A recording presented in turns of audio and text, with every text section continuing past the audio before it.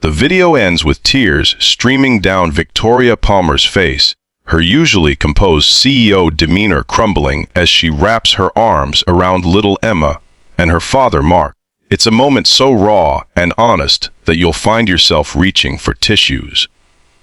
If this kind of story touches your heart, make sure to hit that like button and subscribe for more real life stories that remind us of the unexpected ways love shapes our lives. The morning Victoria Palmer first noticed Emma Jenkins calling her Mommy began like any other at Horizon Technologies. Victoria, 38, strode through the open office space with her usual purposeful gait, her tailored navy suit and confident presence commanding attention, as always. As CEO of one of the fastest growing software companies in the city, she had cultivated a reputation for being brilliant but demanding, fair but never overly familiar with her employees. Mark Jenkins had been working as a senior developer at Horizon for just over a year, a widower raising 6-year-old Emma alone since his wife Claire's death from cancer 3 years earlier. Mark was known for his exceptional coding skills and the dark circles under his eyes that spoke of sleepless nights balancing deadlines and bedtime stories. Though Victoria respected his work, their interactions had been strictly professional until that Tuesday when everything changed. It happened during the company's annual Bring Your Child to Work Day. Mark had been hesitant to participate, but Emma had begged to see where her daddy disappeared to every day. She was a small, solemn child with her mother's chestnut curls and a maturity in her eyes that children shouldn't have to develop so young. Victoria had been making her rounds, briefly stopping at each department to welcome the children. When she reached the development team, Emma had looked up from her coloring book, her face lighting up with unexpected joy. "Daddy, look! It's Mommy!" she'd exclaimed, pointing directly at Victoria. The room had fallen silent. Mark's face had drained of color. Victoria had frozen mid-stride, her usual composure shattered. Several colleagues pretended to be suddenly fascinated with their computer screens. "Emma, honey," Mark had whispered urgently, kneeling beside his daughter. "That's Miss Palmer. She's Daddy's boss, remember. We talked about this." Emma had looked confused, her small brow furrowing. "But she looks just like the lady in the pictures. The one who reads me stories at night." Victoria had recovered enough to smile awkwardly and continue her rounds, but the incident lingered in her mind. Later that afternoon, she'd called Mark into her office, closing the door behind him. "Jenkins, I think we need to discuss what happened this morning," she'd said, gesturing to the chair across from her desk. Mark had sunk into it, rubbing his hand across his face. "Ms. Palmer, I am so sorry about the confusion. Emma sometimes, well, she has an active imagination." Victoria had studied him, noting the exhaustion etched into his features. "Your daughter seemed quite convinced." "I'm not upset, just concerned." Mark had hesitated, staring at his hands. "It's complicated. I have time," Victoria had replied, surprising herself with her interest. That conversation had been the beginning. Mark had reluctantly explained that since Claire's death, Emma had become attached to a particular photograph, one of Claire in her corporate attire from her days as a marketing executive. With her dark hair pulled back in a sleek bun and wearing a navy suit, Claire had indeed borne a striking resemblance to Victoria. Each night, Emma asks me to tell her stories about her mom at work, how she was strong and smart and ran meetings and helped everyone solve problems. Mark had explained, his voice thick with emotion. "It helps her feel connected to Claire. When she saw you today, I guess the resemblance was strong enough that in her mind, Victoria had felt something shift inside her. She'd built her career on being tough, uncompromising. She didn't do emotional entanglements at work, but something about Mark's struggle and Emma's innocent confusion had touched her. "I understand," she'd said simply. "No harm done, but that wasn't the end of it. Over the following weeks, Victoria found herself taking a special interest in Mark's work, scheduling him for projects that allowed more flexibility for a single parent. She told herself it was just good business. He was a valuable employee, after all. Then came the company picnic in early summer. Victoria had been surprised to see Mark there with Emma, knowing how he usually avoided social events.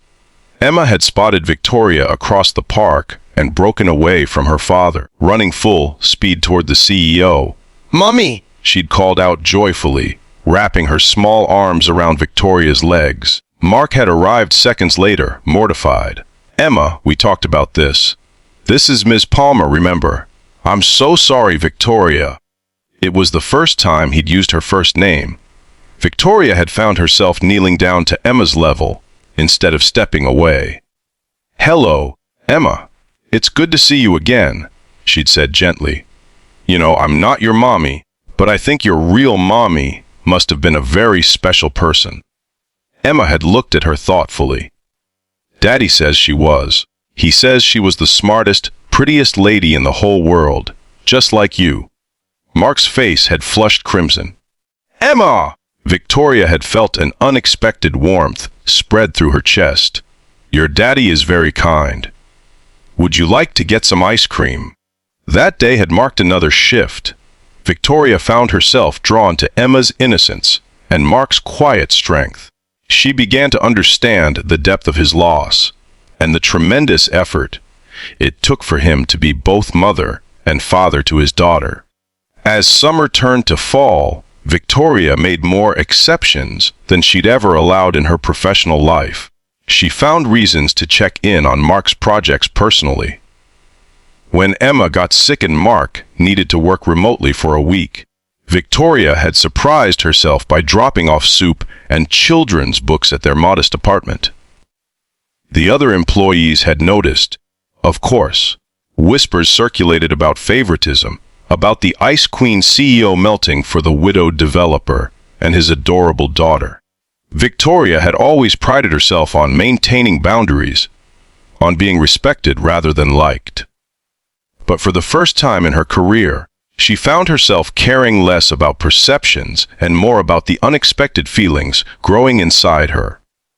Mark, for his part, had been grateful but guarded. "You don't have to do this," he'd told her one evening when she'd stayed late to help him complete a project so he could attend Emma's school play. "I know," she'd replied simply. By Christmas, Victoria had become a regular presence in their lives. She'd never intended it, never planned to become emotionally invested in an employee's personal life. But Emma's innocent belief that she was somehow connected to her mother had created a bridge that Victoria hadn't known how to dismantle, or whether she wanted to. It was at the company holiday party that things had come to a head. Victoria had been standing near the refreshment table when she overheard two marketing employees whispering, "I bet Jenkins is playing the sympathy card to climb the ladder." One had said, "Single dad, cute kid, tragic backstory. And now the boss is practically adopting them. Can't blame him for using what he's got." The other had replied, "Palmer never showed any favoritism until that kid started calling her mommy." Victoria had felt a cold anger she rarely experienced. She was about to confront them when Mark appeared at her side, his expression making it clear he'd heard every word. "Don't," he'd said quietly. "It's not worth it." "They have no right?" "People talk," he'd interrupted. "They always will." "Victoria, I think maybe we need to step back. This situation is getting complicated." His words had hurt more than Victoria wanted to admit. Is that what you want?" Mark had looked at her with conflicted eyes. "What I want hasn't mattered for a long time. What Emma needs is what matters." "And what does Emma need?" "Stability, clarity. I can't let her keep confusing you with Claire. It's not fair to her, or to you." Victoria had felt something precious slipping away. "I see." After the holidays, Victoria had respected Mark's wishes. She'd pulled back, returned to being just his boss. She'd assigned his team to another manager for direct supervision, citing organizational restructuring. Their interactions had become formal, limited to group meetings and necessary work communications. Emma still came to the office occasionally when childcare arrangements fell through. Victoria would see her in the break room or walking with Mark to the elevator, and the little girl would wave enthusiastically. Victoria would wave back, ignoring the tightness in her chest. Months passed. Victoria threw herself into a major expansion project, traveling frequently and working longer hours than ever. If she occasionally found herself staring at her phone, wondering how Emma's first grade year was going or whether Mark was managing, she pushed those thoughts aside. She'd crossed a professional line and corrected course. That was all. Then came the night of the system crash. A critical error had brought down the company's main servers during a product launch. Mark had been called in along with the rest of the technical team. By midnight, most issues had been resolved, but Mark had stayed to complete some final security protocols. Victoria, who had been overseeing the crisis management, found him alone in the dim light of the development lab, hunched over his keyboard. "Jenkins," she'd said from the doorway, "it's late. The rest can wait until morning." He'd looked up, exhaustion evident in every line of his face. "I'd rather finish now. Mrs. Abernathy is staying with Emma, but she's 83 and shouldn't be there all night." Victoria had hesitated. "Is everything okay? With childcare, I mean." Mark had sighed, running his hands through his hair. "It's been challenging. Our regular sitter moved away last month.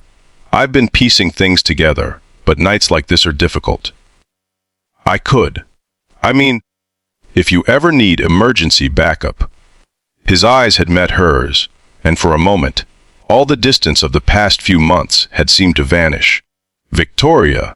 His phone had rung then, interrupting whatever he'd been about to say. Victoria had watched as his expression transformed from exhaustion to alarm. "Mrs. Abernathy, what's wrong?" His voice had sharpened. "She's what? How high?" "Yes, I'll come right away." "Emma's sick," he'd explained after hanging up, already gathering his things. 104 fever. Came on suddenly. "Mrs. Abernathy can't drive at night to take her to the hospital." "I'll take you," Victoria had said without hesitation. "My car's in the garage. We can be there in 10 minutes. He'd looked ready to refuse, then nodded sharply. The drive to Mark's apartment had been tense, filled with his worried phone calls to the pediatricians after hours line. Victoria had driven faster than was strictly legal, pulling up to the curb with a screech of tires. Emma had been listless and burning with fever when they arrived, her small face flushed and her curls damp with sweat. Mrs. Abernathy had been beside herself with worry. Victoria had taken charge immediately, helping Mark gather Emma's medication and favorite stuffed animal while he carried his daughter to the car. At the emergency room, Victoria had handled the paperwork while Mark held Emma.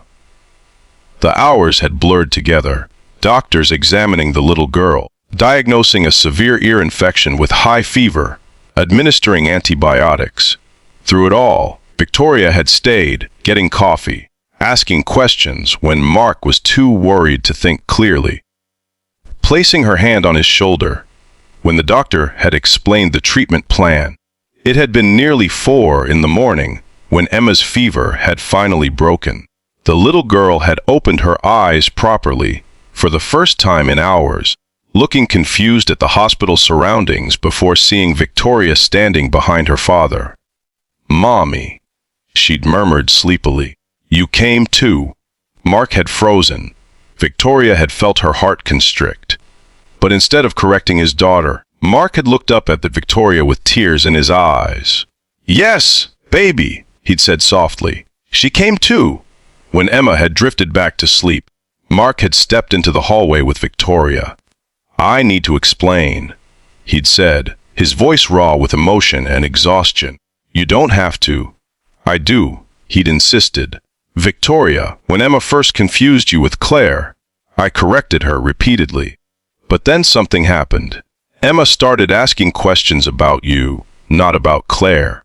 She wanted to know if you liked strawberry ice cream too, if you read bedtime stories the way Claire did in her imagination. Victoria had remained silent, waiting. I realized, Mark had continued, that Emma wasn't really confusing you with Claire anymore. She was.